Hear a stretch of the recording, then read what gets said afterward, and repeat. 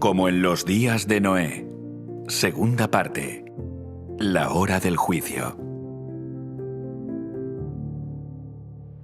Bienvenidos a la segunda parte de la serie Como en los días de Noé. Soy Jeff Reich, el presentador. Si no has visto la primera parte, debes saber que estudiamos la historia de Noé y examinamos las evidencias que han llegado a nosotros.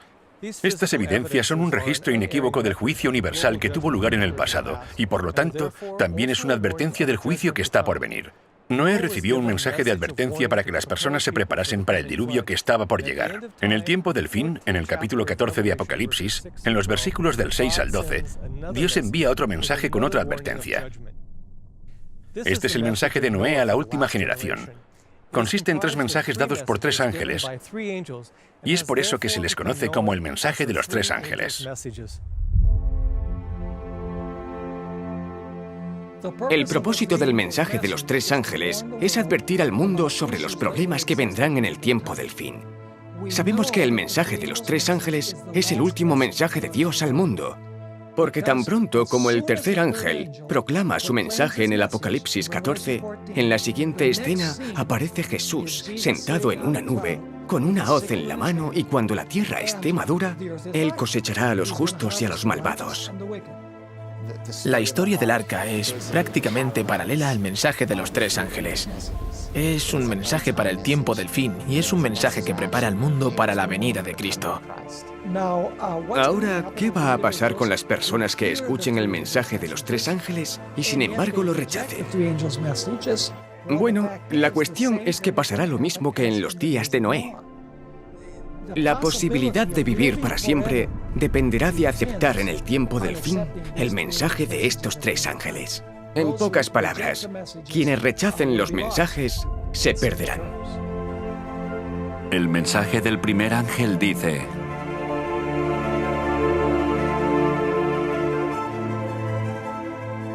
Vi volar por en medio del cielo a otro ángel, que tenía el Evangelio eterno para predicarlo a los moradores de la tierra, a toda nación, tribu, lengua y pueblo, diciendo a gran voz: Temed a Dios y dadle gloria, porque la hora de su juicio ha llegado, y adorad a aquel que hizo el cielo y la tierra, el mar y las fuentes de las aguas. La hora de su juicio ha llegado. Este es el mensaje del ángel. La hora de su juicio ha llegado. Y sabemos que este juicio tiene lugar antes de la segunda venida, porque una vez más, cuando lees el contexto del capítulo 14 de Apocalipsis, la hora de su juicio ha llegado. Está en el versículo 7, y al final de este capítulo se encuentra la cosecha y la venida del Hijo del Hombre. Así que la hora de su juicio es antes de que Jesús regrese. El juicio es lo que determina quiénes estarán listos para cuando Jesús regrese y quiénes no. Jesús se refirió al período de tiempo anterior al diluvio como los días de Noé, porque Noé predicaba un mensaje de advertencia sobre el juicio venidero.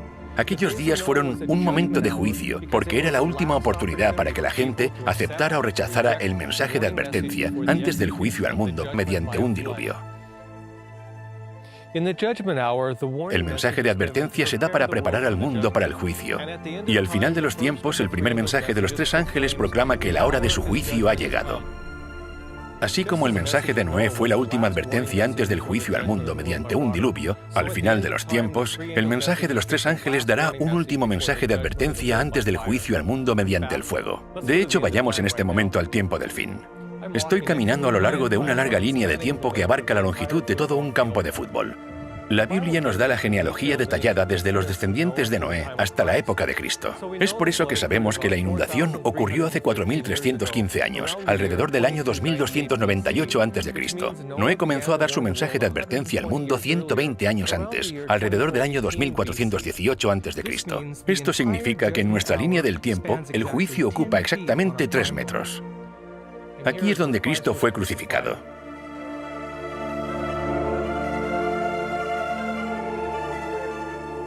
Aquí estamos cerca del otro extremo del campo. Como aún no tenemos una fecha, digamos que este lugar marca el comienzo del juicio al mundo. Este es el momento del que habla el mensaje del primer ángel cuando anuncia que la hora de su juicio ha llegado.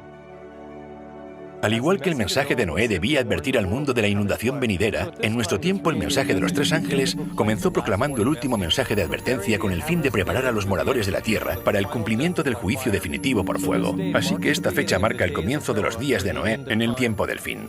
Para entender cuándo serían proclamados estos mensajes, necesitamos estudiar la profecía del Antiguo Testamento. Para ello necesitamos volver al año 1816. En ese año, un hombre llamado Guillermo Miller comenzó a estudiar una profecía en el libro de Daniel y, para su sorpresa, esta revelaba el año exacto del comienzo del juicio al mundo.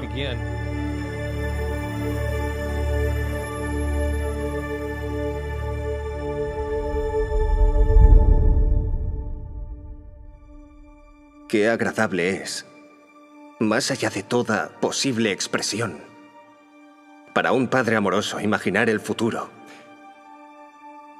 y ver a un hijo o a una hija sentados a la diestra del juez, ser parte de las naciones de los salvos. Guillermo Miller, exbautista y escéptico de la Biblia, fue el primero en entender cuándo empezaría el último mensaje de la hora del juicio. En una ocasión, le pidieron que leyera un sermón a la congregación y las palabras que leyó a la gente conmovieron su propia alma. De pronto, el carácter de un Salvador impactó profundamente en mi mente.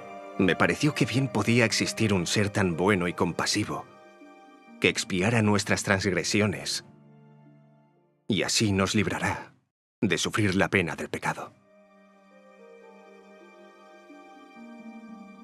Un destello del carácter amoroso de Dios impresionó por primera vez la mente de Miller. El impacto que recibió ese día lo movió a comenzar a estudiar la Biblia durante el resto de su vida. Quería saber con certeza si realmente existía un ser divino como ese. Guillermo Miller decidió que iba a estudiar las Escrituras, comenzando con Génesis 1, versículo 1, y avanzaría tan rápido como entendiera cada versículo que estaba estudiando.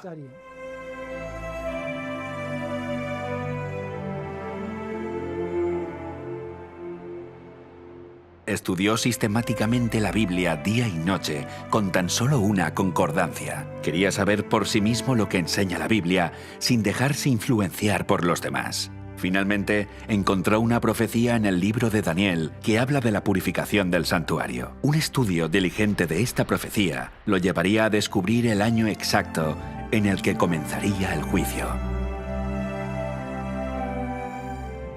Entonces me dediqué a la oración y a la lectura de la palabra. Decidí dejar a un lado todos mis prejuicios, comparar en profundidad pasaje con pasaje y proseguir su estudio de forma regular y metódica.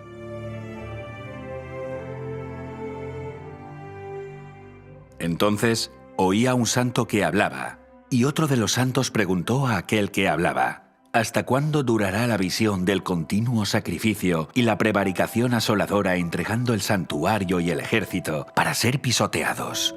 Hasta 2300 tardes y mañanas, luego el santuario será purificado.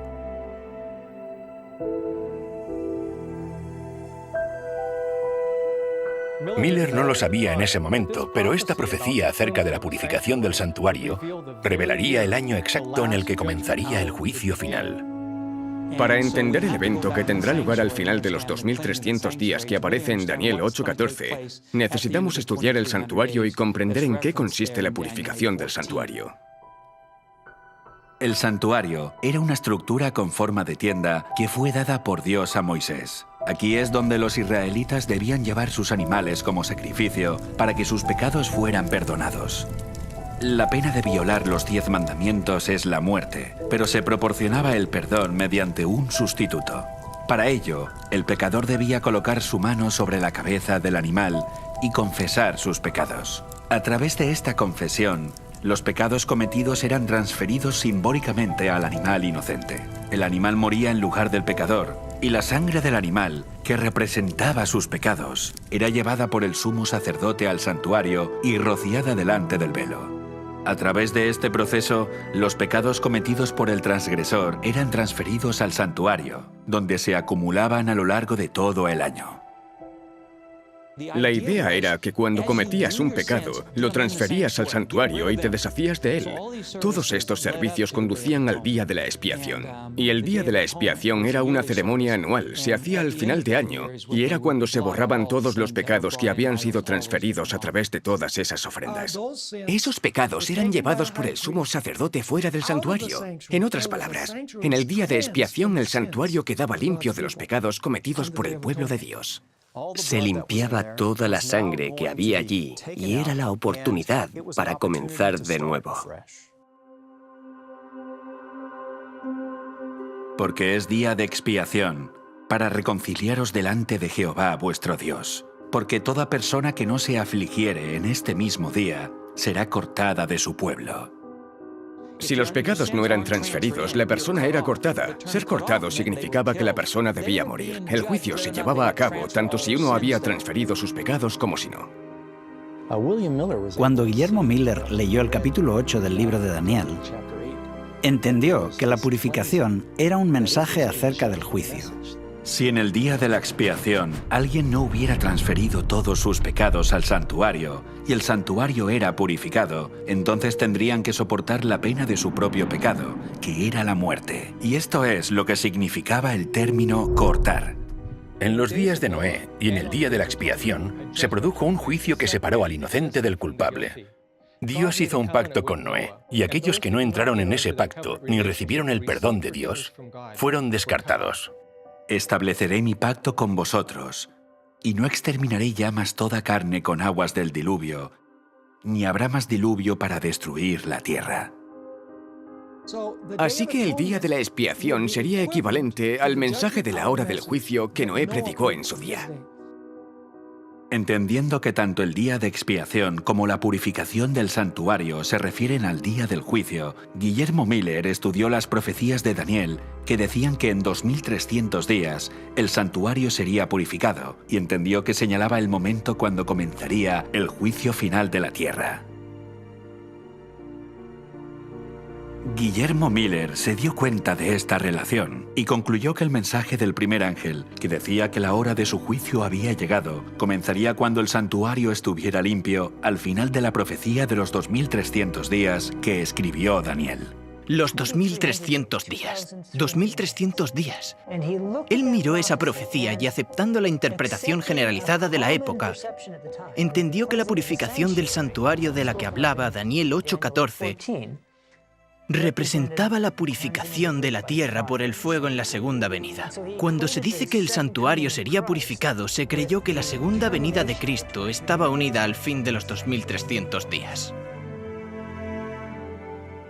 Puedo ver que debemos mirar a la hora probable de un final. Y como Dios no nos otorgaría una revelación inútil, consideré que nos conducía al momento en que podríamos esperar con confianza la venida del que es señalado entre 10.000 y todo el codiciable. Esta profecía del libro de Daniel significa mucho porque vivimos al final de los tiempos. Nos dice cuándo comenzará el juicio final. Cuando Guillermo Miller trató de calcular esta profecía, no sabía lo que estaba a punto de descubrir. Otros lo habían intentado antes, pero hasta ese momento la fecha para esta profecía había sido un misterio. Nadie sabía cuándo terminarían los 2300 días porque nadie sabía cuándo habían empezado.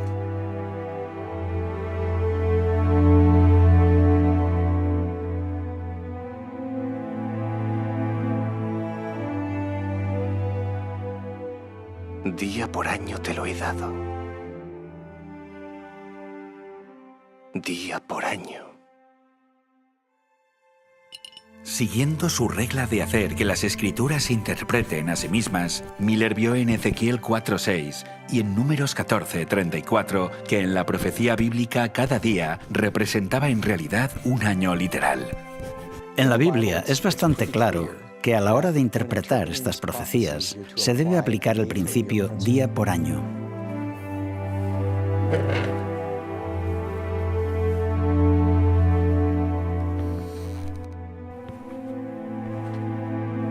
Entendiendo que la profecía de los 2300 días corresponde a un período de 2300 años literales, sabía que, independientemente de cuándo comenzara, se extendería mucho más allá de la época de Cristo y el santuario judío, que fue destruido en el 70 después de Cristo. Por este motivo, quedó impresionado con la importancia de esta profecía y anhelaba conocer su significado. Sabía cuánto duraría la profecía, pero no sabía su comienzo.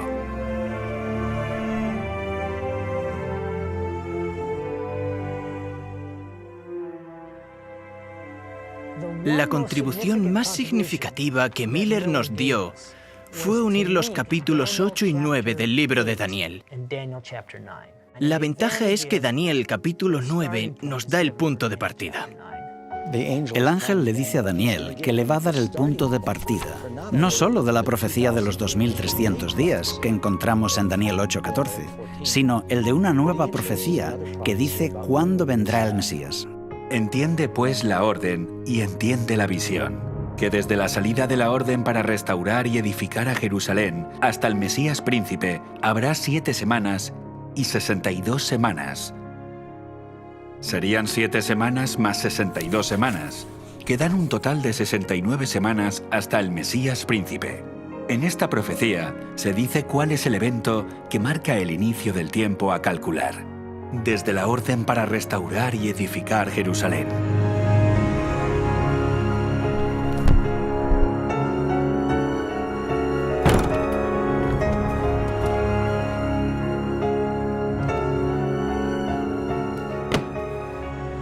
Con fervor y entusiasmo renovados por entender esta profecía, Miller buscó la fecha de la orden para restaurar Jerusalén. Dedicó noches y días enteros al estudio de lo que entonces parecía ser de tanta importancia. El estudio dio sus frutos y encontró la orden para restaurar Jerusalén en el 7º capítulo de Esdras. Por mí es dada la orden que todo aquel en mi reino, del pueblo de Israel y de sus sacerdotes y levitas, que quiera ir contigo a Jerusalén, vaya. Fue dado por el rey Artajerjes I, y Esdras registra que fue en el 7º año del rey Artajerjes. Dios es tan bueno que cuando da una profecía importante en la Biblia, en la misma profecía nos da siempre alguna evidencia para que no haya dudas acerca de la fecha. De la misma forma, en el libro de Esdras nos dice en el mismo libro que el decreto es el punto de partida. Guillermo encontró que el reinado del rey Artajerjes I comenzó en el año 464 a.C. El 7º año de su reinado fue en el 457 a.C. Con esta fecha como punto de referencia, pudo calcular la profecía hasta el Mesías príncipe. El período de 69 semanas, 7 días por semana, da un total de 483 días, lo que corresponde a 483 años literales, sin contar el año cero, que no computa. Miller finalmente descubrió que la profecía se extendía 483 años en el futuro, desde el 457 a.C. hasta el Mesías príncipe, que era el año 27 después de Cristo. En otoño de ese año, Jesús fue ungido en el momento de su bautismo, cumpliendo la profecía que decía que ese año el Santo de los Santos sería ungido, y comenzó así su ministerio. El apóstol Pedro testifica que Dios ungió a Jesús de Nazaret con el Espíritu Santo y con poder. Una de las fechas más fácilmente corroboradas gracias al capítulo 3 del Evangelio de Lucas es la fecha del bautismo de Cristo. Él es quien da más información sobre los que están gobernando. Y los historiadores saben que solo puede ser un año. Lucas dice que era el año 15º del reinado de Tiberio César y dice quién era el sumo sacerdote, el gobernador y otros funcionarios. Solo hay un año donde todos ellos coinciden y es el 27 después de Cristo. Con su bautismo comienza la última semana profética del último período de 7 años literales, marcado por el ungimiento del Mesías. Era la semana número 70. La profecía predijo que confirmaría el pacto con muchos durante una semana, y a mitad de la semana cesarían los sacrificios y las ofrendas. En la cruz, ese sistema de sacrificios y ofrendas que duró 14 siglos señaló al Cordero de Dios, cesó y el Mesías fue muerto.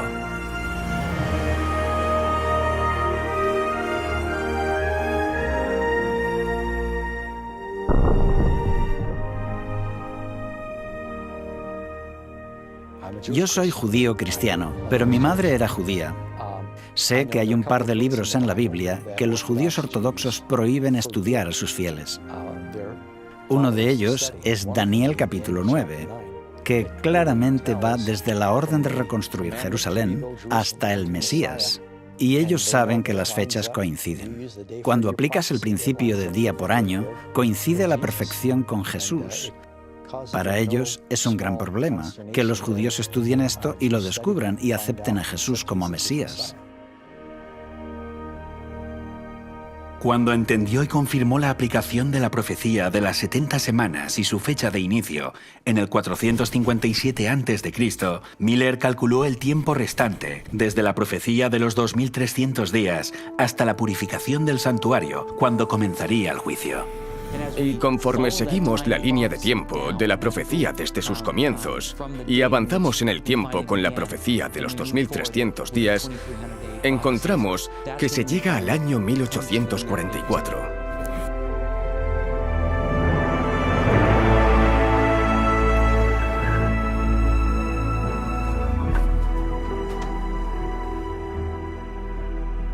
Guillermo encontró que los 2300 días de Daniel 8:14 terminarían en el año 1844, durante su vida. No necesito hablar de la alegría que llenó mi corazón cuando me encontré ante esa encantadora perspectiva, ni de los ardientes anhelos de mi alma por participar del júbilo de los redimidos. Ahora la Biblia era para mí un libro nuevo. Era en verdad una fiesta para el intelecto. Todo lo que para mí había sido sombrío, místico u oscuro en sus enseñanzas, se había disipado de mi mente ante la clara luz que brotaba de sus páginas sagradas. Oh, cuán brillante y gloriosa se mostraba la verdad.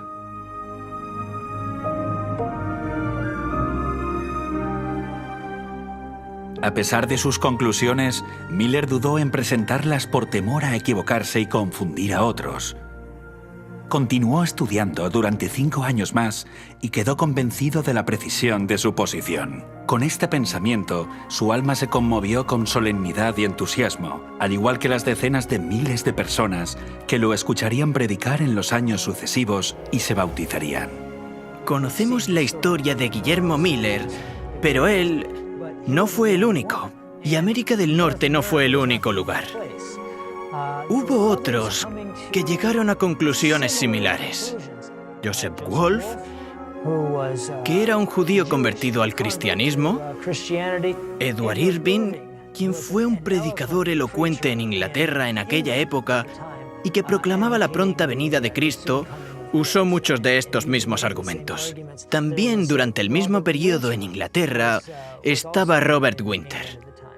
Manuel de Lacunza fue un sacerdote jesuita, pero escribió por entonces un libro acerca de la segunda venida de Cristo, donde decía que sucedería en aquella época utilizando los mismos razonamientos. Johann Bengel, en Alemania, era un pastor luterano. Tuvo ideas similares y predicó este mensaje por toda Alemania. En Nueva Inglaterra había teólogos de todas las denominaciones posibles que estaban trabajando con Miller en la proclamación de este mensaje. Había niños sin educación. No podían leer, no podían escribir. Pero no solo estaban hablando en nombre de Cristo y de la verdad bíblica o la verdad presente, sino que también cantaban himnos que ni siquiera conocían.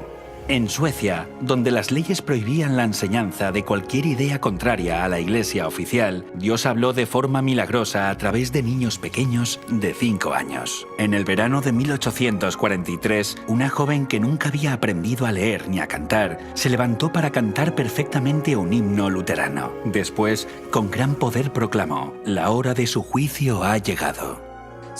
Así que hubo un despertar, no solo en el este de los Estados Unidos, sino también en muchos otros lugares del mundo, que demostró a Miller que estaba yendo por el buen camino, porque esta profecía se estaba cumpliendo.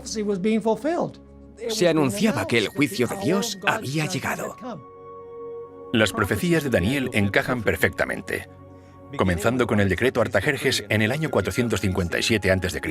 Estas profecías apuntaban al bautismo de Jesús en el 27 después de Cristo y su muerte en la cruz a mitad de la semana 70.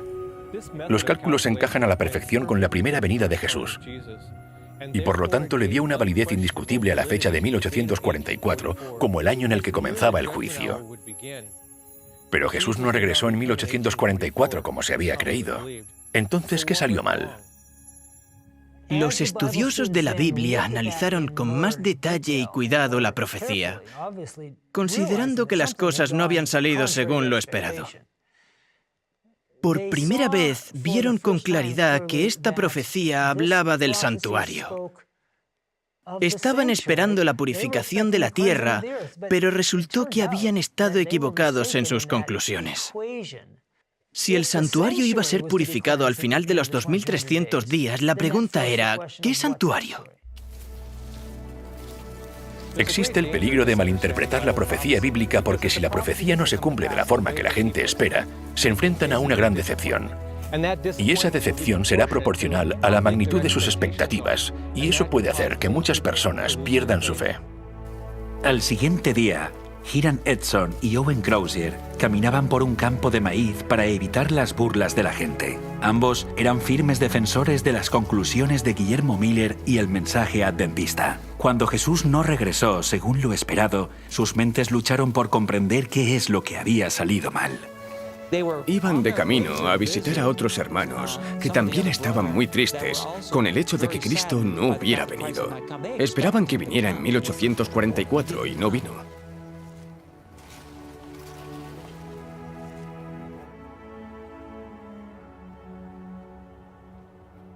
Oye, Hiram, ¿vienes? Al día siguiente de que Cristo no viniera, Hiram Edson fue inspirado y llegó a entender la clave que desvelaría el misterio de su decepción y les mostraría una nueva revelación sobre el santuario. Está en Hebreos. ¡Está en Hebreos! ¡Está en Hebreos!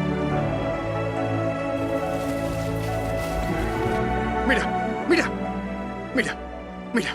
Capítulo 8, versículo 1. Tenemos tal sumo sacerdote, el cual se sentó a la diestra del trono de la majestad en los cielos, ministro del santuario y de aquel verdadero tabernáculo que levantó el Señor, y no el hombre. ¿Lo ves? El santuario está en el cielo. Se emocionaron y dijeron, no nos equivocamos en la fecha, nos equivocamos en el evento. La purificación del santuario no es en la tierra, sino en el santuario celestial. La palabra santuario nunca se usa para referirse a la tierra. Pero les confundió la forma con la que comúnmente se entendía. Entonces, ¿qué santuario es el que hay que purificar? Eso hizo que su atención se centrara en los libros de Hebreos y Apocalipsis, donde se habla del santuario celestial. De hecho, la Biblia es muy clara, y hay un santuario celestial, y ellos no se dieron cuenta de eso. En realidad, el santuario era un modelo a escala de lo que Dios mostró a Moisés en el monte. En otras palabras, es una miniatura del verdadero santuario en el cielo. Todo lo que se hacía en el santuario terrenal apuntaba a todo aquello que tendría lugar en el santuario celestial. Pero estando ya presente Cristo, sumo sacerdote de los bienes venideros, por el más amplio y más perfecto tabernáculo, no hecho de manos, es decir, no de esta creación, y no por sangre de machos cabríos ni de becerros, sino por su propia sangre, entró una vez para siempre en el lugar santísimo, habiendo obtenido eterna rendición. Después de la resurrección, Jesús ascendió al cielo, al lugar santo, que es la primera habitación del santuario celestial. Igual que los sacerdotes del Antiguo Testamento entraban en el lugar santo todos los días para interceder por los pecados de Israel, Jesús entró en el lugar santo del santuario celestial para interceder por los que creen en él. Pero en la segunda parte, solo el sumo sacerdote una vez al año. En el día de la expiación, cuando el santuario era purificado, el sumo sacerdote entraba al lugar santísimo para realizar la obra de juicio. Cumpliendo la profecía de Daniel después de 2300 años, Jesús, nuestro sumo sacerdote, se trasladó al lugar santísimo para limpiar el santuario en el cielo de los pecados de la humanidad. Y esa es la obra que Jesús está haciendo ahora en el santuario celestial, la obra del juicio. Jesús se traslada al lugar santísimo en 1844. Eso significa que desde el año 1844 hasta hoy, seguimos en ese periodo de tiempo del juicio. Estamos viviendo en el último día de la expiación, cuando se purificará el santuario. Lo que deberíamos estar haciendo es simpatizar con la obra del sumo sacerdote en el santuario celestial mientras él realiza el juicio. Jesús es nuestro sumo sacerdote en el santuario celestial, porque no tenemos un sumo sacerdote que no pueda compadecerse de nuestras debilidades. En estas palabras, vemos a Jesús sentir las enfermedades de toda la raza humana, la pérdida de un ser querido, la desesperación de la soledad, el miedo, el sufrimiento de los discapacitados y la aflicción de los enfermos. Todo lo siente nuestro sumo sacerdote en el cielo.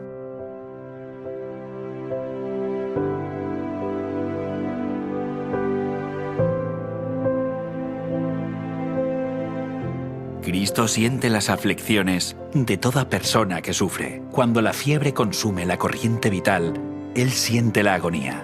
Jesús simpatiza con el sufrimiento de la humanidad y durante el tiempo del juicio debemos simpatizar con Él en su esfuerzo por limpiar el pecado y aliviar el sufrimiento de la familia humana.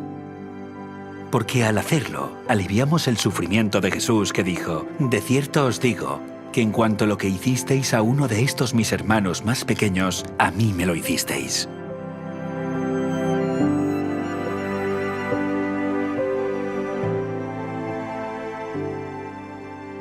Demasiado a menudo pensamos en el juicio como algo negativo y no como la reivindicación de los inocentes o el fin del sufrimiento en este mundo. E incluso en nuestra propia incredulidad podríamos temer quedarnos fuera del arca. Pero vamos a aprender qué es el arca exactamente para aquellos que viven al final de los tiempos y cómo podemos entrar en ella. Armados con la certeza de esta verdad, la duda se desvanecerá. Y como Noé, encontrarás descanso en el arca, habiendo eliminado todo temor del juicio venidero. Estudiamos en retrospectiva los días de Noé y tratamos de comprender cómo debe haber sido cuando Noé estaba predicando al mundo. Y sin embargo estamos viviendo la hora del juicio final, de la cual los días de Noé eran solo un símbolo. Esto significa que ahora estamos viviendo en los días de Noé. Muchos cristianos leen las profecías o algunas partes de las profecías bíblicas y consideran que son demasiado difíciles de entender. Sería un desastre si nosotros les damos la espalda, tal como lo fue para aquellos en los días de Noé. Todos deberíamos entender que la Biblia dice: «He aquí, yo vengo pronto, y mi galardón conmigo». Bueno, si el Señor recompensará a todos cuando venga, tendrá que haber una investigación antes de que Él venga. Y eso es de lo que trata esta sentencia previa a su venida, de que hay un tiempo de juicio. Y ahora estamos viviendo en ese tiempo.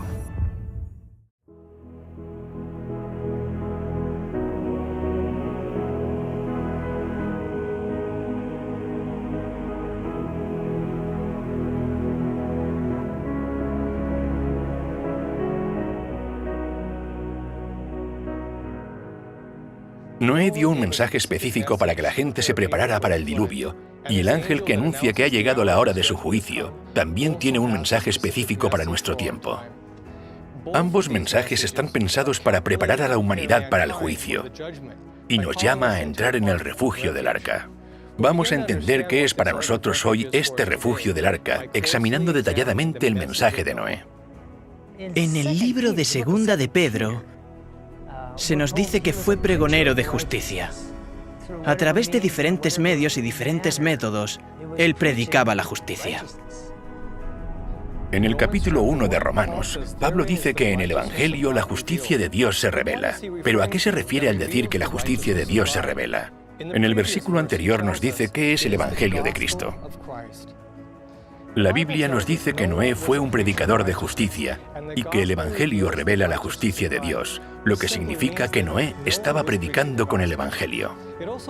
También significa que al final de los tiempos, cuando el primer ángel proclama el Evangelio eterno, este ángel repite el mensaje que Noé le dio al mundo antes del diluvio. Puesto que ahora estamos viviendo en la hora del juicio, el Evangelio debe ser proclamado nuevamente al mundo para que todos tomen una decisión. Es tiempo de que el juicio comience por la casa de Dios. Y si primero comienza por nosotros, ¿cuál será el fin de aquellos que no obedecen al Evangelio de Dios? Pedro nos dice que el juicio vendrá sobre los creyentes y los no creyentes por igual, y que nuestra aceptación o rechazo del Evangelio determinará nuestro destino cuando el juicio finalmente se ejecute. El apóstol Pablo responde a su propia pregunta acerca de lo que sucederá a quienes rechacen el Evangelio. Cuando se manifieste el Señor Jesús desde el cielo con los ángeles de su poder en llama de fuego para dar retribución a los que no conocieron a Dios ni obedecen al Evangelio de nuestro Señor Jesucristo.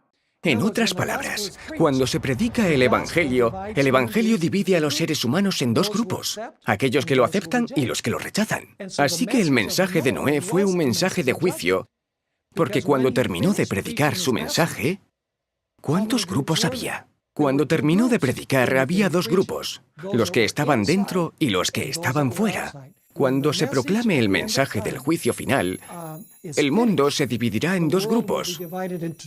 Así que la advertencia se repite otra vez para nosotros a día de hoy. El mensaje del Evangelio en los días de Noé era una llamada a entrar en el arca. Buscando la definición de la palabra arca, encontramos que también significa refugio. Así que el principio que está detrás del Evangelio predicado por Noé era una invitación a entrar en un lugar de refugio. ¿Cuál es el lugar de refugio para el pueblo de Dios hoy? Si buscamos la palabra arca en el diccionario de Oxford, se define como un barco o un santuario. Curiosamente, la palabra santuario también se define como lugar de refugio. Así que arca y santuario tienen el mismo objetivo. Es importante que entendamos esto porque Dios le dio al hombre un santuario para que fuera un lugar de refugio. No endurezcáis pues ahora vuestra cerviz como vuestros padres. Someteos a Jehová y venid a su santuario, el cual Él ha santificado para siempre. Y servid a Jehová como vuestro Dios, y el ardor de su ira se apartará de vosotros. El Evangelio eterno proclamado por el primer ángel es como el Evangelio que predicó Noé. Fue una llamada a entrar en el lugar de refugio. Cada componente del santuario nos enseña algo sobre el Evangelio eterno. Y estudiando esta antigua estructura, descubriremos cómo proporcionará un lugar de refugio en el día del juicio y cómo, al igual que el mensaje dado por Noé, el santuario nos señala el arca para el pueblo de Dios durante el tiempo del fin. Y el mensaje tiene el Evangelio eterno. Me gusta porque algunas personas piensan que el Evangelio no existió hasta Jesús. Pero en realidad, el Evangelio comenzó en el jardín del Edén, con la caída. El Evangelio siempre ha sido sobre la fe en el sacrificio del Cordero. Y todo el mensaje del Evangelio eterno y el juicio final y la elección final está relacionado con el mensaje del santuario. En el Antiguo Testamento, el Cordero era sacrificado a la entrada del santuario. Este sacrificio apuntaba al sacrificio que Jesús haría en la cruz. Y es por eso que Jesús es llamado el Cordero de Dios. Por lo tanto, el Evangelio no fue proclamado por primera vez por Jesús cuando vino a la tierra. Fue revelado siglos antes a través del servicio del santuario y sus símbolos.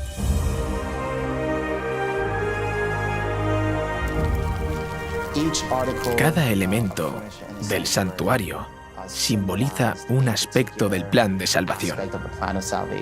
Hay muchas verdades bíblicas reflejadas en estos símbolos tridimensionales. En realidad, todo el santuario es una alegoría del plan de la salvación. Es difícil comprender todo lo que significa el Evangelio sin entender su fundamento. Tenía el propósito de enseñar a Israel y enseñarnos también a nosotros, cuando estudiamos cómo Jesús salva paso a paso a los seres humanos de la maldición del pecado.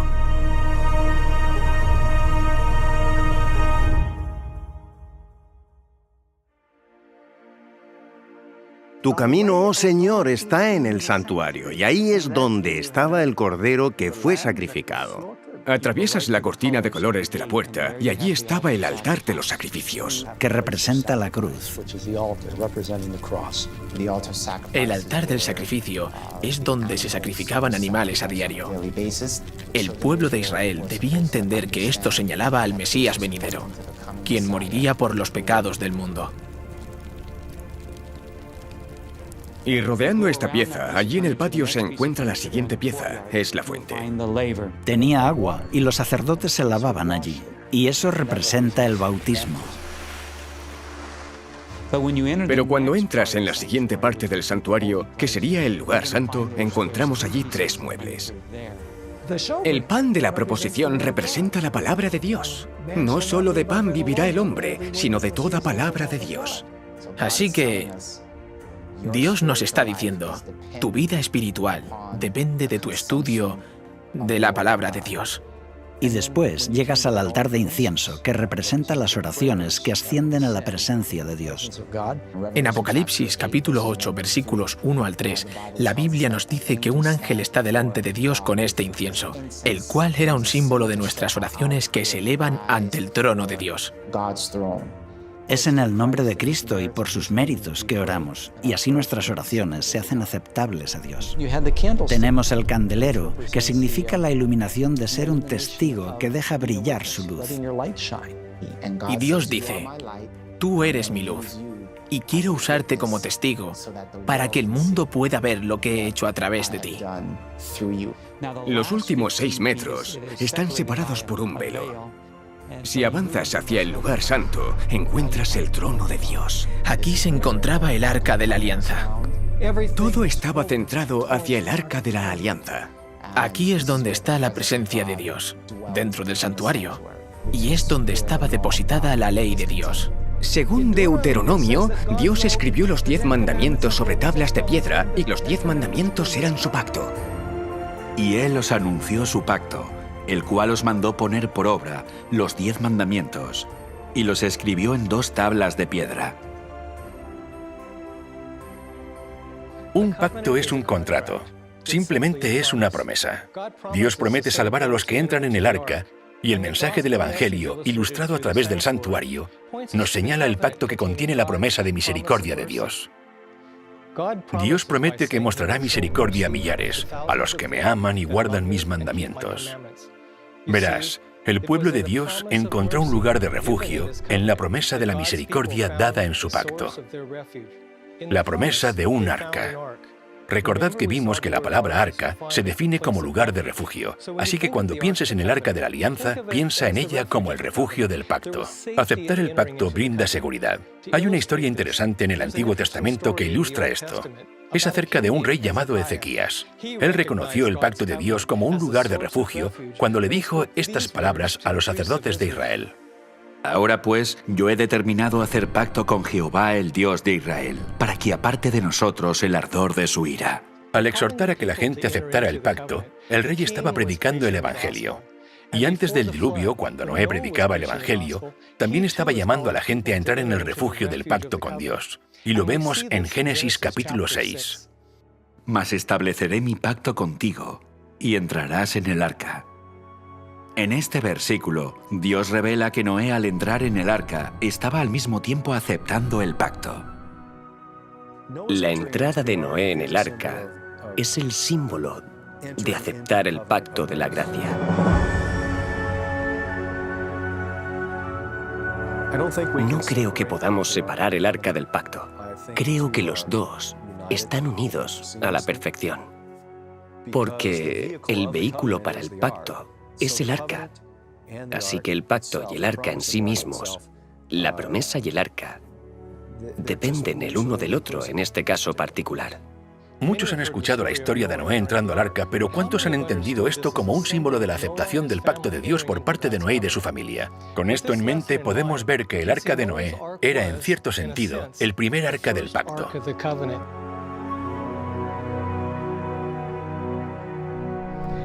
Por lo tanto, cuando vemos el mensaje del primer ángel del final de los tiempos proclamando el Evangelio eterno a los que moran en la tierra, podemos ver que es el mismo mensaje del que Noé se había hecho eco, que nos llama a entrar al arca o al refugio del pacto antes de la ejecución de la sentencia definitiva.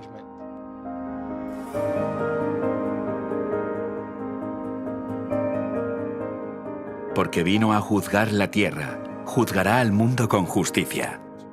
Cuando entendemos que justicia significa hacer lo correcto, se vuelve muy claro. ¿Y quién nos dice lo que es correcto? La santa ley de Dios. Hablará mi lengua tus dichos, porque todos tus mandamientos son justicia.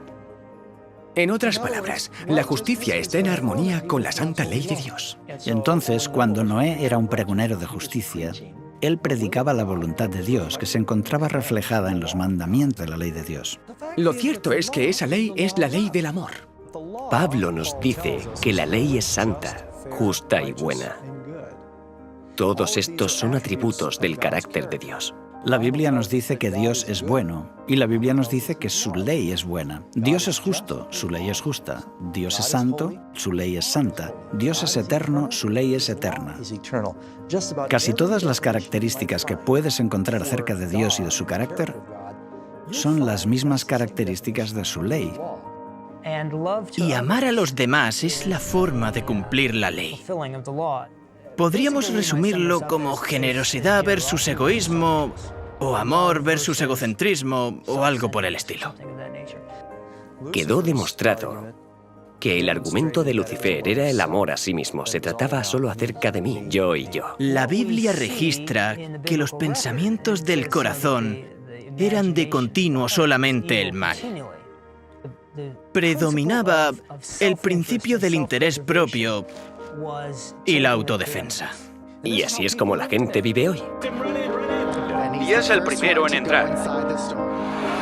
Dios mío, Dios mío. ¿Quién puede conseguir más? ¿Quién puede hacer más? ¿Quién puede tener más? Sea lo que sea, todo se trata de mí. De mí. ¿Qué gano yo con esto? Eso es lo que le importa a la gente. El cristianismo, por otra parte, el cristianismo verdadero, trata de ver cómo puedo servir y ser una bendición para otros. Sobrellevad los unos las cargas de los otros, y cumplid así la ley de Cristo. Así que cuando rechazamos la ley de Dios, estamos viviendo vidas perversas, egoístas. No importa lo que digamos, el egoísmo es pecado. El pecado es quebrantar la ley y siempre conduce a la muerte. Y entonces, la ley no existe solo porque Dios pensó que sería algo divertido de hacer. La ley existe porque es el único medio para preservar las cosas buenas que nos da. El propósito de los 10 mandamientos es asegurar el altruismo en la tierra. Vemos que el egoísmo del hombre ha hecho que a través de muy diferentes medios, nuestro mundo haya ido por un camino insostenible de dolor y sufrimiento, revelando así que nuestro egoísmo, en última instancia, terminará en la autodestrucción.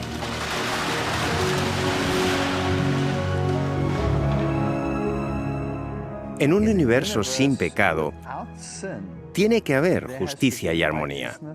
Y cuando llegas a comprender esto, eres capaz de enamorarte de ese mundo. Porque imagina cómo sería un planeta donde las personas se cuiden unas a otras más de lo que se cuidan a sí mismas. El egoísmo, que es la base de toda miseria humana, sería algo del pasado. La obediencia a la ley de Dios estaba pensada para protegernos de todo esto. Al contemplar la perfección del altruismo de los 10 mandamientos, vemos nuestra verdadera condición. Y si entendemos el pecado, entenderemos nuestra necesidad de la misericordia de Dios. Y este es el propósito del mensaje del Evangelio: señalarnos que la ley de Dios no está para castigarnos, sino mostrarnos nuestra necesidad de entrar en el refugio de su misericordia. Dios eligió a Noé porque entendía que el ser humano dependía de Dios y la necesidad de incorporar la justicia de Dios en la vida humana. Por eso difundió el mensaje y advirtió a la humanidad que debía tomar una decisión.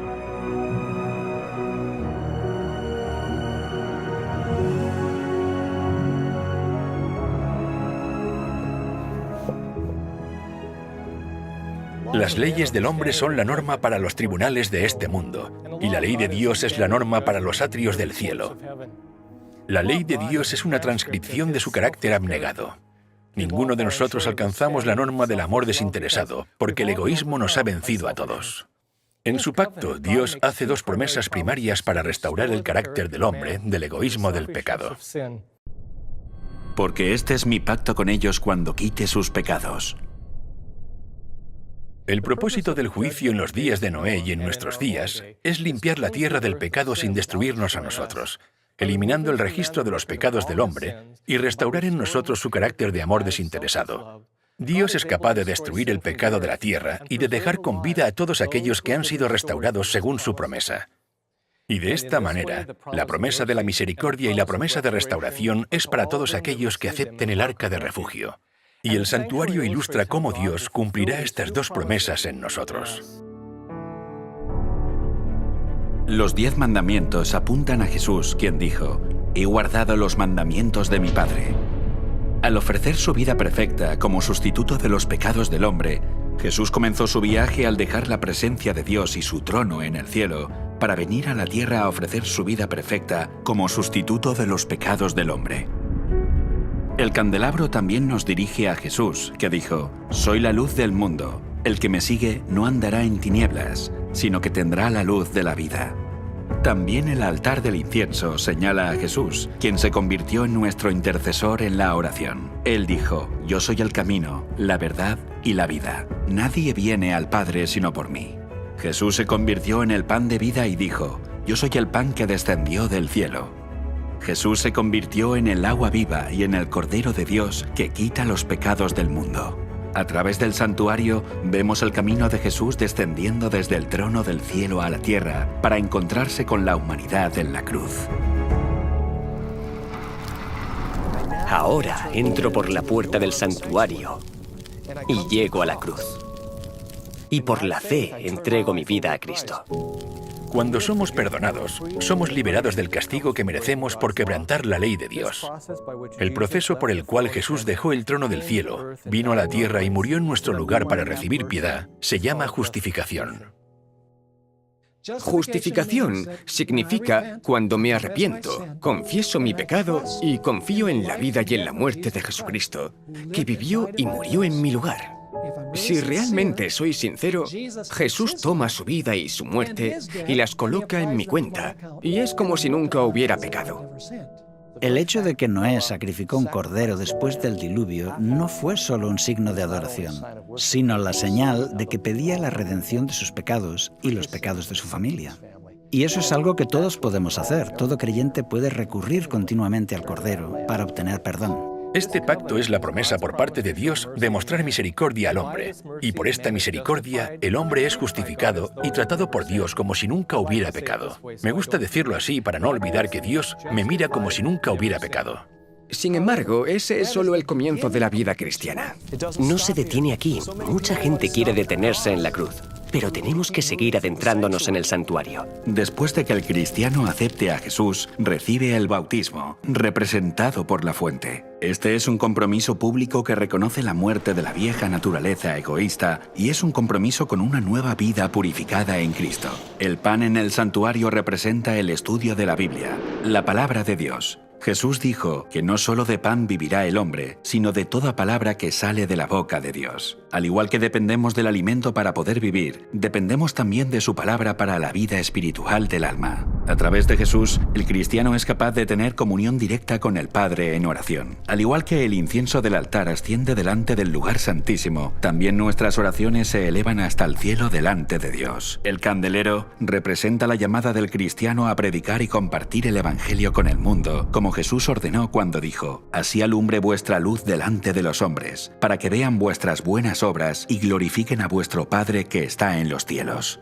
Finalmente, la Biblia llama al cristiano a entrar en el lugar santísimo a través de la sangre de Jesús, que es entrar en oración en la presencia de Dios ante el arca de la alianza, que simboliza la promesa de que Dios nos libraría del pecado y pondría nuestras vidas en armonía con sus mandamientos de amor abnegado. A esta promesa de restauración se le llama santificación.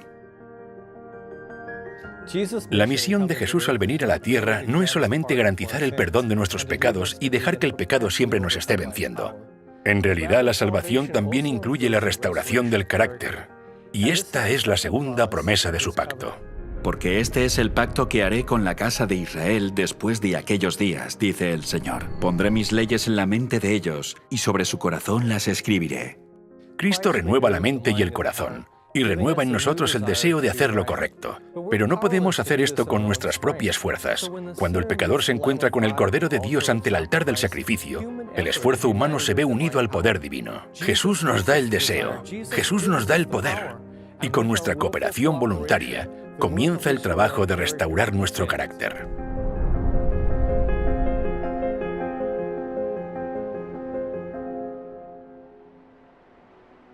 Se necesita un cambio de paradigma para trabajar en armonía con Dios.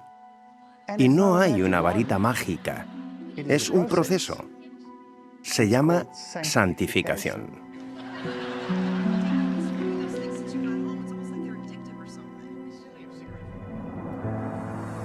La santificación es el proceso por el cual Dios nos libra de nuestra iniquidad.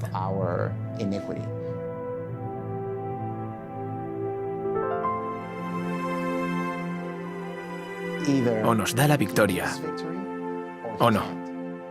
Y si Él tiene el poder, no hay nada que le impida darnos la victoria. Aquí en el santuario vemos representada la obra del Evangelio a través de la venida de Cristo desde el trono de los cielos a la cruz, para ofrecer al hombre misericordia y el perdón de sus pecados. Y al unir su poder divino con el hombre caído, vemos la restauración del carácter del hombre en el camino de la cruz al refugio del pacto. Estas son las dos promesas que muestran cómo Dios cumple su pacto para salvar al hombre del pecado. En lugar de estar escritos simplemente en tablas de piedra, Dios toma los 10 mandamientos y los escribe sobre las tablas del corazón para que nos recreemos en hacer la voluntad de Dios. Cuando Noé predicó la justicia, estaba predicando que la gente debía aceptar al Señor y que sus vidas debían cambiar. Sus vidas deben ser justas, porque no es solo cambia tu forma de pensar y sigue comportándote como hasta ahora. Cuando la Biblia dice que Noé era un predicador de justicia, era porque llamaba a que la vida de las personas fueran justas. Y este es un ejemplo de lo que Dios quiere de su pueblo en el tiempo del fin. Ahora estamos al final, viviendo la hora del juicio final, más de 4.300 años después. El mensaje del primer ángel, al igual que el mensaje de Noé, está proclamando el Evangelio eterno, llamando a todos los que escuchen que entren en el refugio del pacto.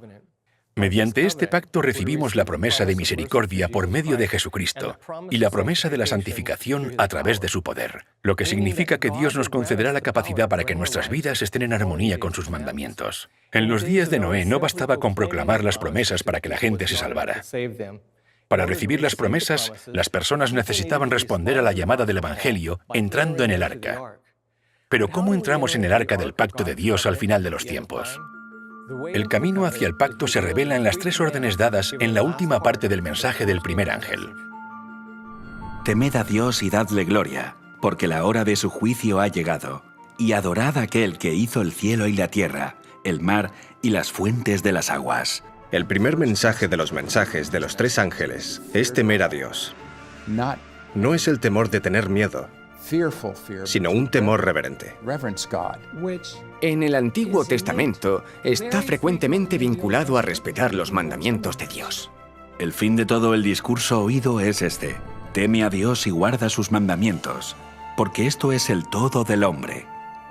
En esta declaración, Salomón habla de temer a Dios o reverenciar a Dios respetando sus mandamientos. Además, explica por qué esto es importante y dice que Dios traerá toda obra a juicio. De la misma forma, la razón por la que el primer ángel ordena temer a Dios y por lo tanto restaurar sus mandamientos es porque la hora de su juicio ha llegado. Así que dice, temed a Dios y dadle gloria. ¿Cómo glorificar a Dios? Dios dice, mas alábese en esto el que se hubiere de alabar, en entenderme y conocerme. La Biblia dice que así es como sabemos que amamos a Dios, cuando lo amamos y guardamos sus mandamientos porque no son una carga difícil. De hecho, en Primera de Juan afirma que el que dice, yo le conozco y no guarda sus mandamientos, el tal es mentiroso y la verdad no está en él. Así que cuando la ley está en el corazón, nos deleitamos haciendo su voluntad y la gente ve la diferencia en nuestras vidas.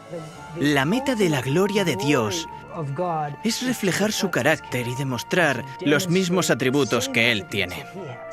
Así que subir al arca en los últimos días, subir al arca en el tiempo del fin, requiere combinar los principios de la ley de Dios, que son el amor a Dios y el amor al prójimo. La forma de glorificar a Dios es manifestando su carácter. No se trata de justificarnos mediante las obras, solo debemos aplicar el principio del amor. El amor de Dios debe manifestarse a través de nosotros, y eso solo puede suceder si nos despojamos de todo egoísmo.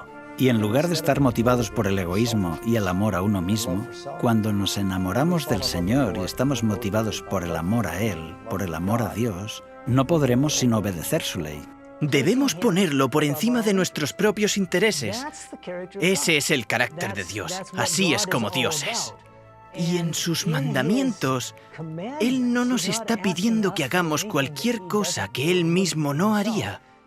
Nos está pidiendo que vivamos de la misma manera que Él. Nos está pidiendo que imitemos sus atributos, sus características.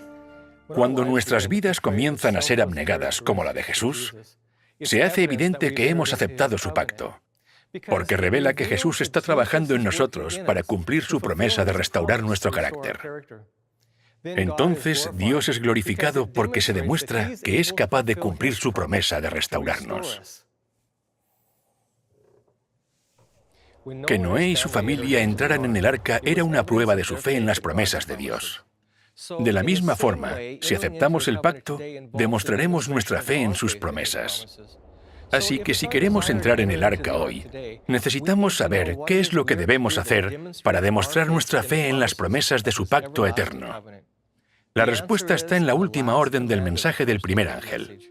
Este mensaje contiene la última llamada al mundo a adorar al Creador, y la forma en que adoramos a Dios es también una demostración de nuestra fe en las promesas de su pacto. Y adorad al que hizo los cielos y la tierra, y el mar y las fuentes de las aguas. El mensaje del primer ángel, en un sentido muy específico, llama a la gente a adorar al Creador. La historia del diluvio está intrínsecamente vinculada con la historia de la creación.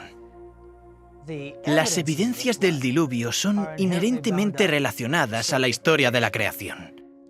Y a medida que nos familiarizamos con el diluvio y reconocemos las evidencias que nos ha dejado, vemos el claro testimonio de aquel que hizo los cielos y la tierra, de aquel que ha comenzado el juicio y aquel a quien se nos insta a adorar.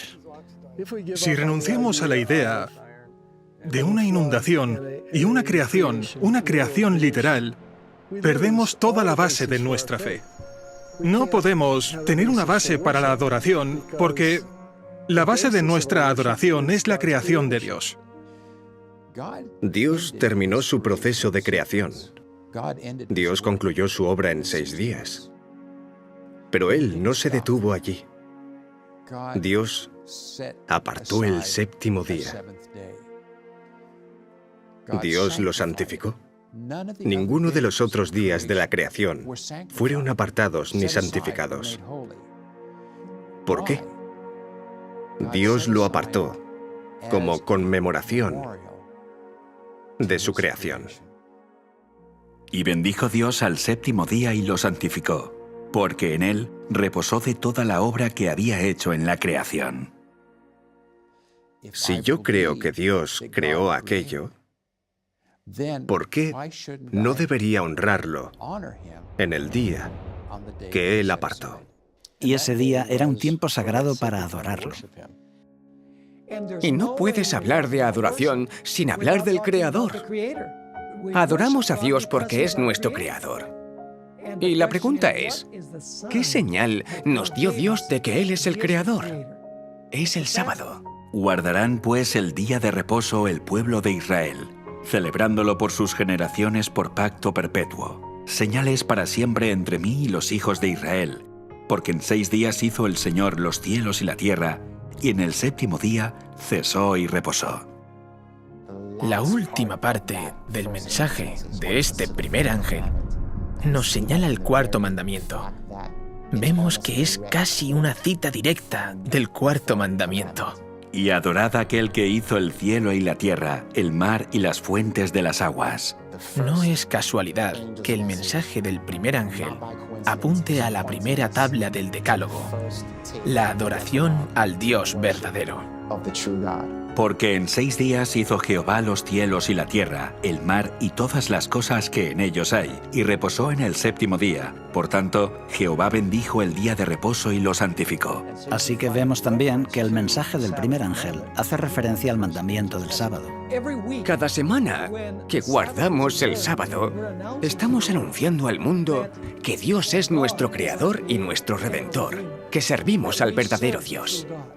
Así que adoramos a Dios porque Él es el Creador y la señal del Creador es el sábado. Así que la adoración, la creación y el sábado, todos ellos están relacionados.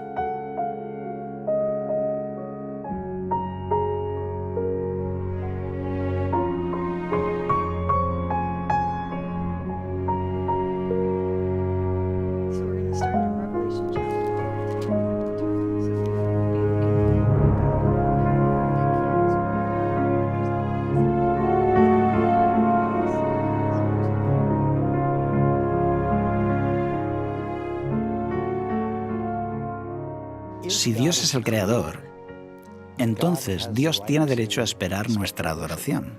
Él tiene el derecho de decirnos lo que está bien y lo que está mal, y la gente no quiere que Dios le diga que sus pecados son inapropiados o incorrectos, o que serán juzgados. Así que hay un continuo esfuerzo por parte del diablo y del mundo para eliminar a Dios del mapa. Me parece fascinante que todas estas cuestiones convergen precisamente en el punto donde termina la profecía de los 2300 días. Y esa fecha es el año 1844. ¿Qué tiene de significativo el año 1844? Estaban sucediendo una serie de cosas muy importantes en el mundo. Están chocando dos cosmovisiones diferentes al mismo tiempo. Mientras Dios da un mensaje para que su pueblo regrese a Él, el gran adversario hace todo lo posible para alejarlos.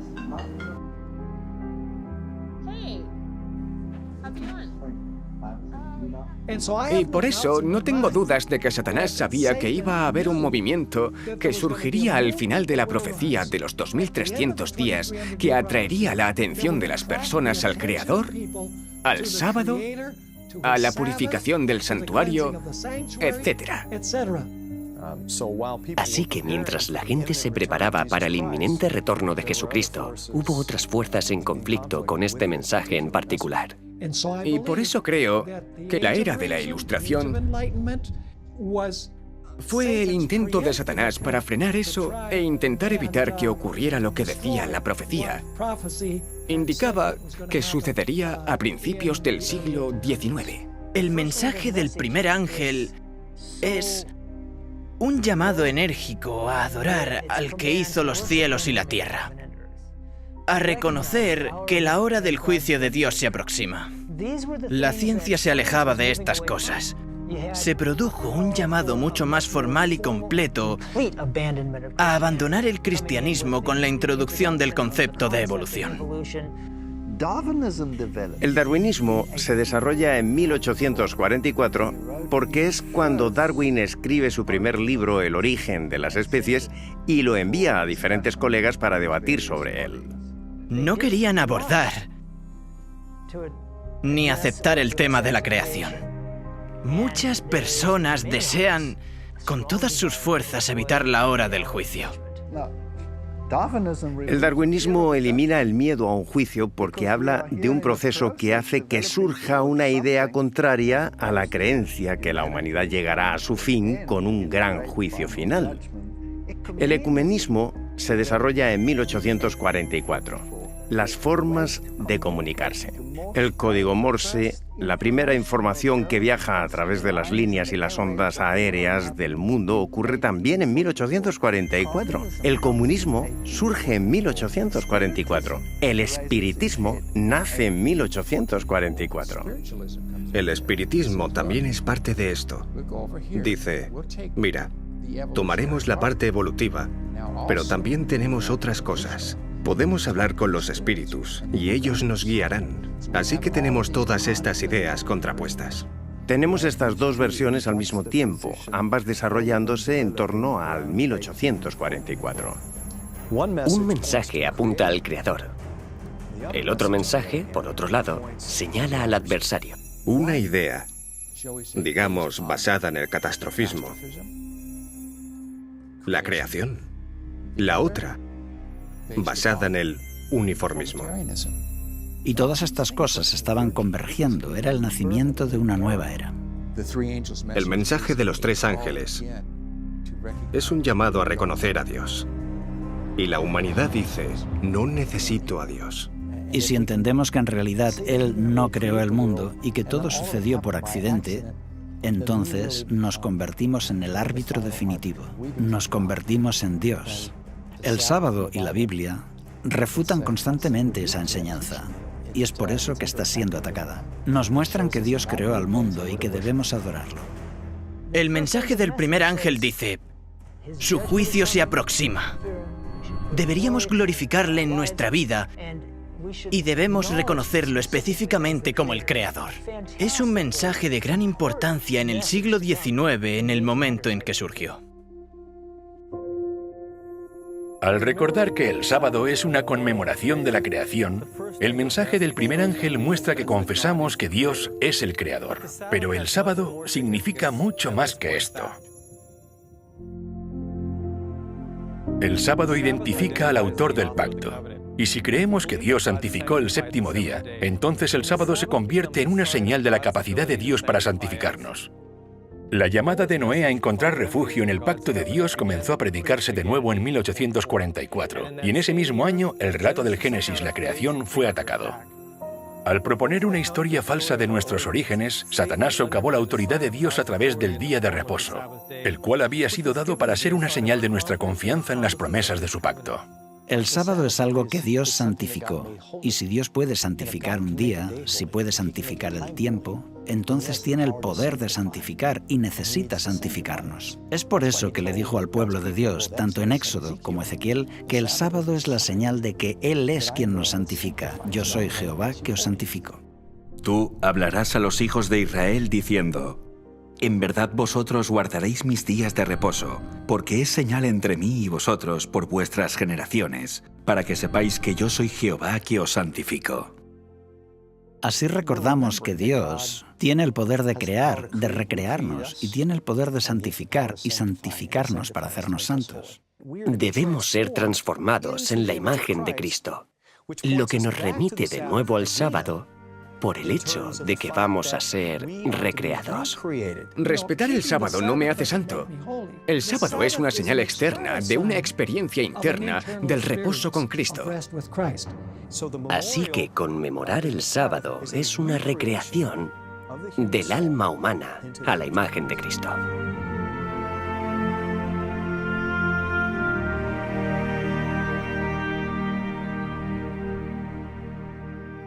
Vemos el verdadero significado del sábado en la misma razón que Dios dio para su contemplación. Él dijo que nos dio el sábado para que sepáis que yo soy Jehová que os santifico. Suelo decir que el sábado es una señal exterior de una labor interior, porque guardar el sábado es una señal de que reconocemos que solo Dios puede santificarnos, lo que también significa que es una señal de que sabemos que nuestras obras no pueden salvarnos. A lo largo del Antiguo Testamento, los israelitas no entendieron esto plenamente. Y cuando Dios les dio su pacto en el monte Sinaí, todas las personas respondieron al mismo tiempo y dijeron: todo lo que Jehová ha dicho haremos. Poco después de hacer esta promesa, la rompieron. El problema con el antiguo pacto era que estaba basado en la promesa del hombre, como si pudiera santificarse a sí mismo por sus propios medios. Es por eso que leemos que Dios los reprende. Y así dijo, «He aquí, vienen días, dice el Señor, en que estableceré un nuevo pacto». Este nuevo pacto menciona la ley de Dios, que son los 10 mandamientos, pero ahora está basada en la promesa de Dios. Ahora dice, «Pondré mis leyes en la mente de ellos, y sobre su corazón las escribiré». El hombre no puede hacer nada para salvarse a sí mismo. Y es por eso que Jesús ofrece un mejor pacto que estableció sobre mejores promesas porque fue establecido en base a su promesa personal. Desde la perspectiva espiritual, estamos diciendo, Señor, no puedo salvarme. Conmemorando el día sábado, aquí en este planeta, semana a semana, demostramos que confiamos en Dios, en que Él hará todo lo que ha prometido. Es una forma de entrar en el reposo de Cristo y de creer que su justicia es suficiente. El sábado es una señal entre el pueblo de Dios y el mismo Dios. Aquellos que conmemoran el sábado, los que cesan de sus labores, en otras palabras, aquellos que dejan de intentar salvarse por sí mismos y miran el pacto de gracia. Este es el sentido del sábado.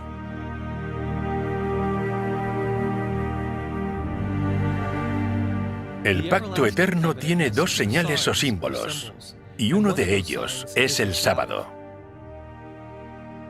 Guardarán pues el día de reposo los hijos de Israel, celebrándolo por sus generaciones por pacto perpetuo. Señales para siempre entre mí y los hijos de Israel. El sábado fue una señal de un pacto perpetuo, y la palabra hebrea para perpetuo es la palabra eterno. Y el pacto eterno es el mismo pacto que Dios hizo con Noé.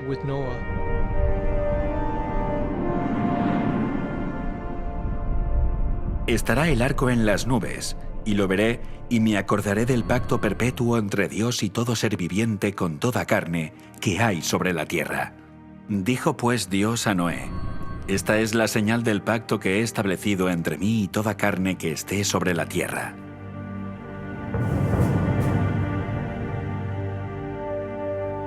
Estas 2 señales del pacto eterno, el sábado y el arco iris, cada uno representa las 2 promesas que Dios hace al hombre en este pacto. Se nos dio el arco iris como una señal del pacto eterno, y más específicamente, representaba la promesa de misericordia del pacto eterno. Esto se aclara más adelante en el libro de Isaías, donde Dios dice, «Cuando juré que nunca más las aguas de Noé pasarían sobre la tierra, así he jurado que no me enojaré contra ti, ni te reñiré». Y la promesa dada a Noé concluye diciendo, «No se apartará de ti mi misericordia, ni el pacto de mi paz se quebrantará, dijo Jehová, el que tiene misericordia de ti». En el arco iris de la promesa podemos contemplar el emblema de la misericordia y el perdón que Dios nos ha prometido mediante el pacto eterno. El arco iris representa la promesa de misericordia de Dios y el sábado es una señal de la santificación prometida por Dios. Vemos que Dios hizo que el sábado fuera una señal de nuestra santificación en Ezequiel, capítulo 20. Y les di también mis sábados, para que fuesen por señal entre mí y ellos, para que supiesen que yo soy Jehová que los santifico.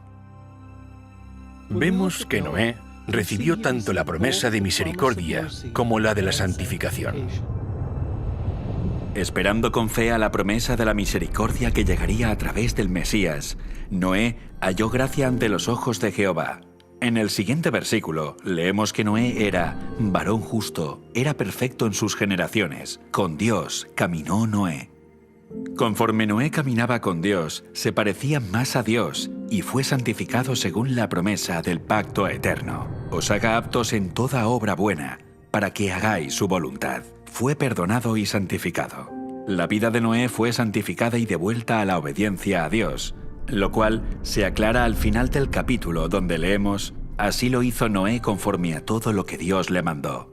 Y como resultado de esto, en el siguiente versículo leemos, dijo luego Jehová a Noé, entra tú y toda tu casa en el arca, porque a ti he visto justo delante de mí en esta generación.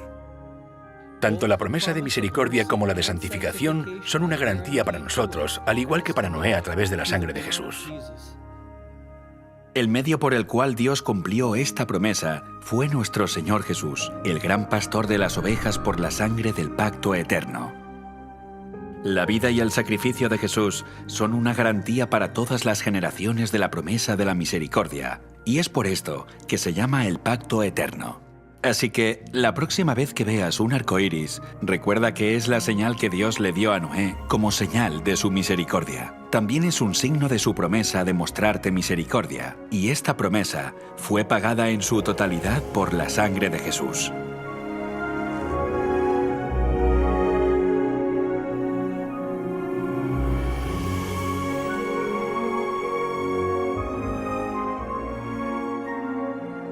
El sábado y el arco iris son hermosos emblemas del pacto eterno que Jesús desea hacer con nosotros. El arco iris es un signo de misericordia que recibimos a través de la muerte de Jesús, y el sábado es una señal de santificación o de restauración del pecado que Cristo está obrando en nosotros.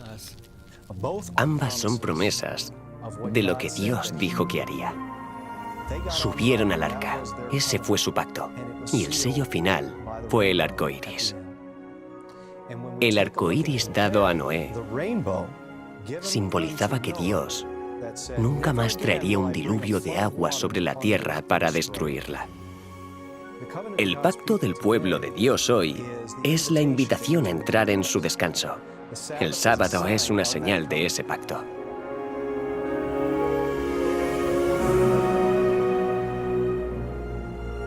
Desde el principio hasta el tiempo del fin, el pacto eterno ha sido el medio por el cual Dios salva al hombre. Y Dios hizo del sábado una señal de este pacto. Por eso cuando lees el Antiguo Testamento, otras naciones que no eran israelitas podían entrar en el refugio del pacto eterno a través de la conmemoración del sábado. El sábado no es para los judíos exclusivamente. En Isaías 56 dice: «Mi casa será llamada casa de oración para todos los pueblos, incluso para los gentiles». Refiriéndose a los gentiles, Isaías escribe: «Y a los hijos de los extranjeros que sigan a Jehová para servirle, y que amen el nombre de Jehová para ser sus siervos, a todos los que guarden el sábado para no profanarlo, y abracen mi pacto, yo los llevaré a mi santo monte, y los recrearé en mi casa de oración». Según este versículo, los gentiles podrían formar parte del pacto si guardaban el sábado. Incluso en el periodo del Antiguo Testamento, el sábado no era exclusivamente para los judíos, era una señal del pacto para judíos, gentiles, eunucos, todo aquel que quisiera entrar en una relación de pacto con el Señor. De la misma forma que se hizo con Israel, tenemos que entender que Israel, en el Nuevo Pacto o en el Nuevo Testamento, simboliza a todos los que vienen a Cristo.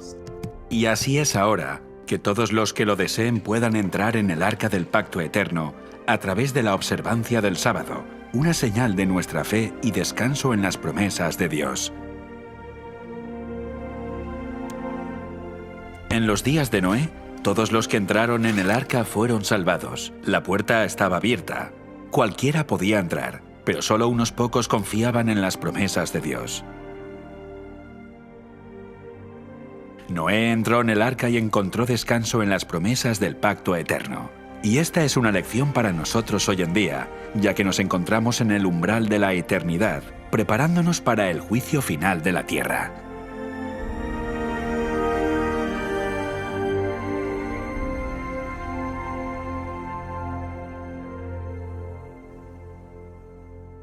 ¿Te has preguntado alguna vez qué habrías hecho tú si hubieras escuchado la predicación en los días de Noé? Bueno, piensa en esto. Ahora mismo estás exactamente en la misma situación. Más de 4.300 años después de la inundación, el mensaje del primer ángel una vez más proclama el Evangelio eterno predicado por Noé a toda nación, lengua y pueblo. El santuario nos mostró que ahora mismo, aunque la hora de su juicio ha llegado, Jesús todavía está en el lugar santísimo del santuario celestial, intercediendo por el hombre por el perdón de sus pecados. Esta es nuestra última oportunidad para confesar nuestros pecados sobre el Cordero de Dios, para recibir su misericordia. Esta es también nuestra última oportunidad para caminar con Jesús a través de su santuario y entrar en el refugio del pacto eterno. El nombre Noé significa literalmente descanso. Y cuando Noé levantó su mano apuntando al arca, señalaba el único lugar donde la gente podía encontrar descanso durante el juicio. Y ese lugar de descanso estaba en las promesas del pacto eterno, confirmado por la sangre de Jesús. Así que hoy el mensaje del primer ángel llama nuestra atención al sábado, ordenándonos que adoremos al que hizo los cielos, la tierra y el mar. Porque recordando el día de reposo y santificándolo, es como nosotros también podemos entrar en el arca del pacto eterno para encontrar descanso en las promesas de Dios.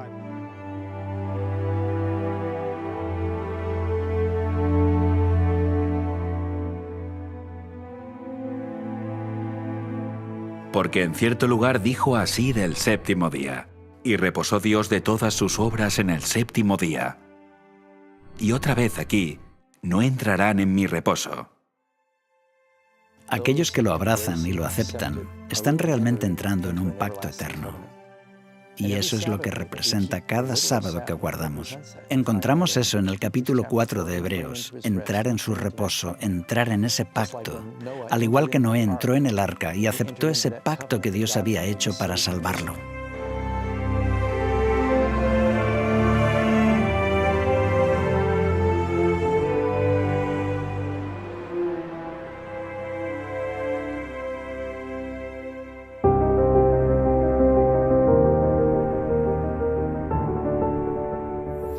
Mientras Noé estaba invitando a la gente a entrar en el refugio del arca y recibir así el pacto eterno de Dios, había muchas excusas para pensar que no necesitaban hacerlo. Estoy seguro que algunos dijeron que Dios no iba a juzgar a la gente. Dios es un Dios de amor, Él no destruirá el mundo. O cosas como, todas las cosas siguen igual que al principio, así que no hay razón para creer que Dios destruirá el mundo con un diluvio. Cualquiera que sea la razón que le impidió a la gente entrar en el arca, puede repetirse hoy. Muchas ideas diferentes evitarán que la gran mayoría de la gente entren en el arca del pacto eterno. Sin embargo, muchas personas todavía están buscando a Dios con todos sus corazones, pero para estas personas, Satanás ha preparado otro engaño, un pacto falso. En la Biblia, Dios nos advierte que el mundo entero abrazará este pacto falso.